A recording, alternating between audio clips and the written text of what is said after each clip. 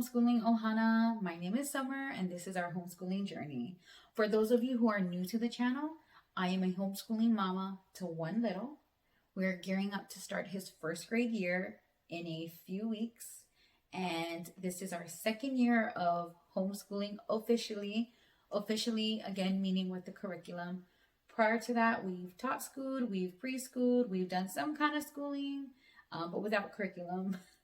So yeah, this platform was created to encourage each other, to connect with other homeschooling families, to learn off of one another, share resources, exchange positive energy, and to just build a community within the homeschooling, YouTube verse. So after spending hours on the internet researching math curriculum for our 5-year-old, we found Kate Snow's Kindergarten Math with Confidence, and it is a full curriculum for math. And for those of you who aren't familiar with Kate Snow, she is the author of The Well-Trained Mind and has an extensive background in home education, class teaching, and creating curriculum. She is also holds a BS in mathematics from Harvard, and has countless content across the internet and in books with knowledge about math and teaching children. It far exceeded my expectations of what this curriculum would bring to my son regarding math, and it's done such a great job at teaching him like the important foundations in math. We actually purchased this curriculum in particular for two main reasons. The first being that it is an interactive hands-on approach, which is our son's preferred way of learning. Using the hands-on approach has really driven understanding for him regarding the concepts taught in this curriculum. The second reason for purchasing it is honestly affordability. We were just starting our formal homeschooling journey and we didn't want to invest hundreds of dollars into a curriculum that may not work for our child.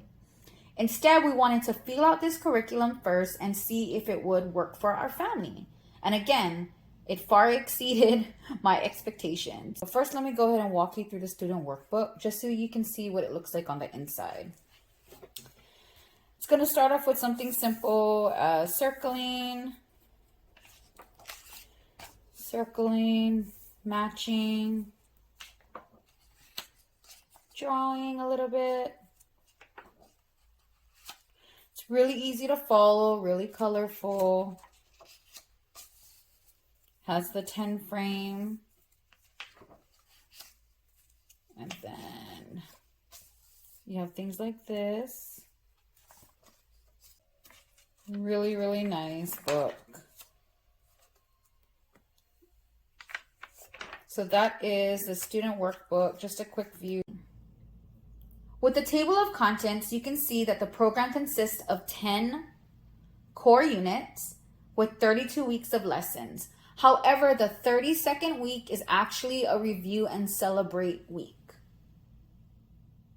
And for every unit, every core unit, you have anywhere from 4 to 2 weeks within that core. So basically, those lessons help the child in understanding the core concept as a whole for that unit.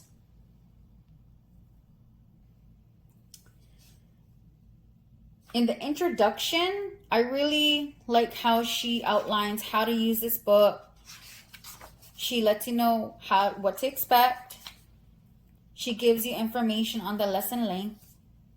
She also gives these great tips for scheduling. We actually used it when we first started because we didn't really know what to do, like how to schedule the lessons. And she also helps you build a math kit. We're going to go ahead and view a unit and look at the lessons within a week of that unit. However, before we do that, I just wanted to point out that for every unit, at the end, there is a checkpoint. So basically, after 2 to 4 weeks of study within that unit, you're going to have a checkpoint. It's going to tell you what to expect at the end of the unit. So basically, it's going to tell you that by the end of this unit, most children will be able to do the following. It's going to also ask you, is your child ready to move on?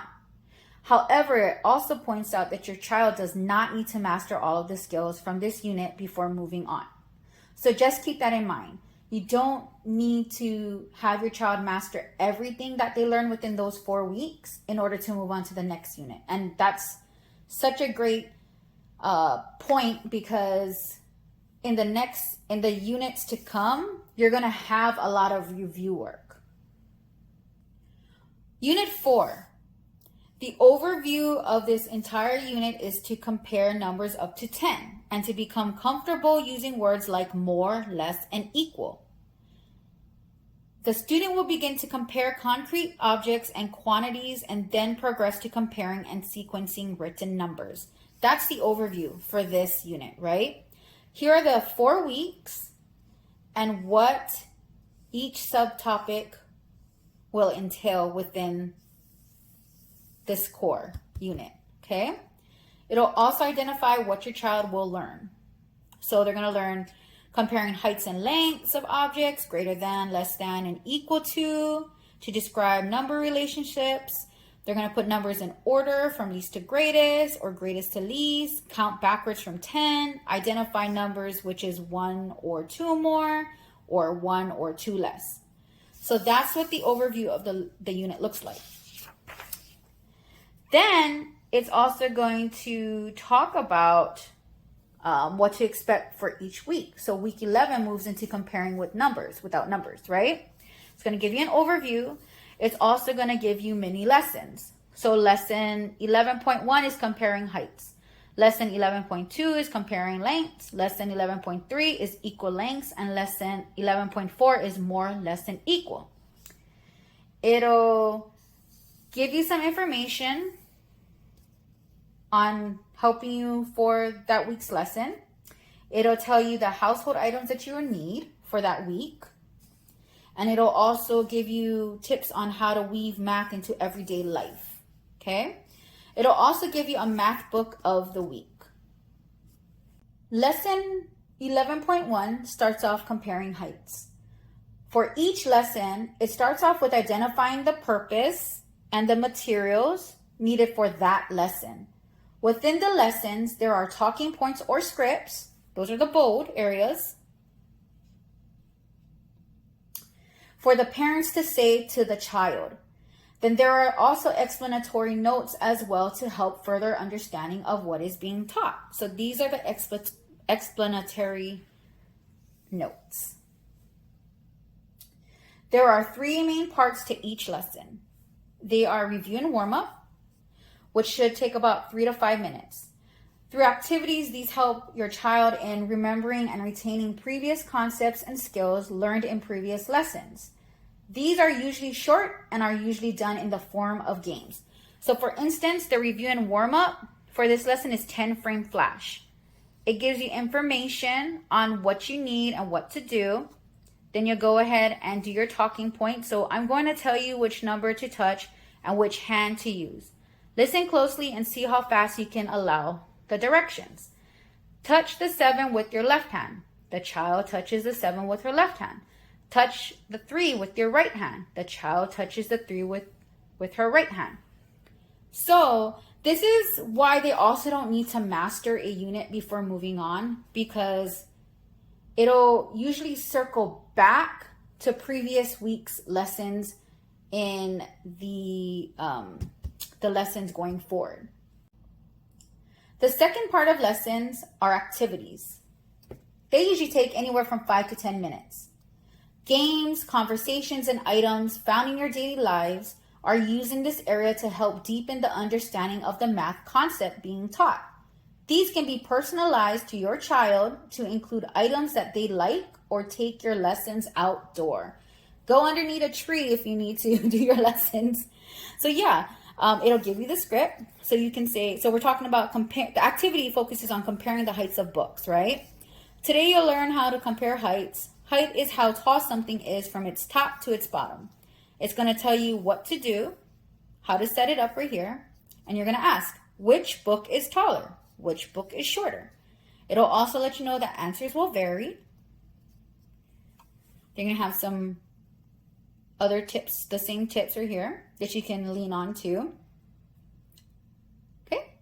And it's also gonna give you another activity to do, also with comparing heights, but it'll be comparing heights with something else. So in this case, it'll be their stuffed animals, but it can be anything.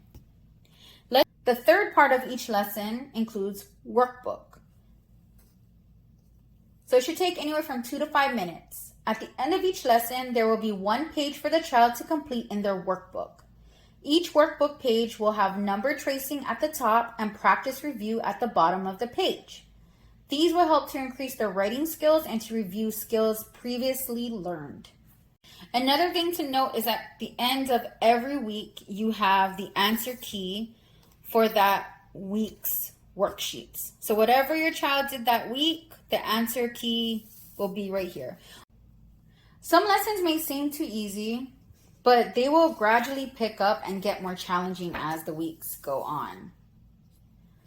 So this program was fun to do with my son, and he really enjoyed it. Prior to this, he didn't really know how to count past 20, and he didn't really like math. After this program, he has really taken to math and to numbers in general. It's super hands-on, really simple to understand. I like the little illustrations, that helped a lot. So they tell you how to put some counters, how to set up. At the end of the instructor's guide, you'll also see that there is a scope and sequence section. It'll tell you what each unit entails and what your child will learn for all 10 units. What I like too is it also gives you a complete list of the math books in the weeks. Okay, so like week 7, we're gonna use Shapes by Tana Hoban. Week 30, What Time Is It, Mr. Crocodile by Judy Sierra. However, one thing to note about books is that if you can't find books, if you can't find all of these books at your local library, or if you just don't want to purchase all of them, then honestly, use YouTube. Use Epic. Use an app like Epic. Use an app like Scribd. Use the Libby app for your library, the online library. Use YouTube. We found, because we didn't purchase a lot of the books. We actually found a lot of them through our apps, our library, or mostly through YouTube. Somebody else will read the story to them, and you guys can go ahead and just talk about it. There were some weeks where we couldn't find the books anywhere besides purchasing them, and I really didn't want to have to purchase a book that I might never use again. So we decided to look for a book that was similar to what was being recommended for that week. So basically, like shapes. If I couldn't find that exact book, I went and looked for another shape book that I thought would be similar to what we were working on in that lesson for that week. Or even at the end of the book, it also provides you a materials list. It'll tell you what you need for the math kit and some other supplies. Okay, but just remember, you don't need all the fancy things on here.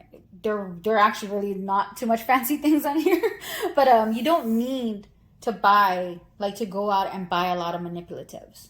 I'll show you why. One thing to note about this curriculum is that it's based on a 10-frame method. So I just drew out my own 10 frame and I just laminated it. But she also has this printout in the back you can use. So you can go ahead and copy it, maybe laminate it, and then just reuse it for every lesson. Another great thing about this curriculum is that she offers pages in the back of the book that you can go ahead and copy to use for manipulatives. So if you don't want to buy the pattern blocks, she has a page over here for pattern blocks that you can go ahead and copy and cut out. So for those families who are outside of the US, she has play money that you can use in lieu of the coins. The 1 cent, the 5 cents, the 10-cent coins, the US coins. So she has these you can use in lieu of those. Here are the pattern block templates. You can just copy them, cut them out, copy them, cut them out and laminate them, put them on cardstock, on regular paper. You can use those instead of buying the pattern blocks. She also has the double 10 frames here. She has some tracing pages that you can use. And the correct ways to writing the numbers. She has the centimeter squares you can use for the measuring. And to be honest, before we did get pattern blocks, but we were like maybe 3 months into the program before we were able to buy them. Instead, we copied these pages, we cut them out, and we used some of them. She also has a hundreds chart here. We copied this page, we laminated it, and we put it on our wall for a child to reference back to it every day. So she offers a ton of ways to make this curriculum affordable as far as manipulatives go. And I'm actually going to show you some other things that we use for manipulatives. This curriculum does require that you have manipulatives. However, you can go ahead, if you can't buy these pattern blocks yet, then don't worry, because like I said, we went about 3 to 4 months into the book until we were able to actually save up and buy the pattern blocks when they were on sale. So you don't need them right away. Again, you can use the copies in the back of the book of the pattern blocks for now. But then we also hit up the Dollar Tree, and I love me some Dollar Tree, okay? When it comes to manipulatives and affordable items for homeschooling. So able to actually get some of these colored sticks that we used. A lot of them we use for like measuring. So in the measuring section, it requires these little blocks for most of the exercises, but we improvise and we use some of these instead. And then they have these at the Dollar Tree. So they're like building manipulatives, but we honestly use them for like counters as well. We use these to count in the 10 frame. And if you want to get crazy, go ahead and get you some beads, some buttons. We also use these little googly eyes. We use these other little silver beads, random buttons, but we use all of these, and we also used things like cereal. We used M&Ms. We used pom-poms, little bells, but you can literally use anything as a manipulative. So it doesn't need to be anything fancy. It doesn't need to be fancy counters. Go ahead and hit up your Dollar Tree if you want something that's affordable, or again, just look around your house. That's kindergarten math with confidence in a nutshell. I hope that this helped you in gaining a better understanding of what can be expected in the curriculum. Let me know what you're using as a curriculum for math for your kindergartner, or if you've had experience in using this program. I'll also leave links in the description box for the books and also to Kate Snow's website. But as always, if you like content like this, go ahead and like this video, give it a thumbs up, and subscribe. And thank you as always for your time, and a hui ho, and I'll see you again.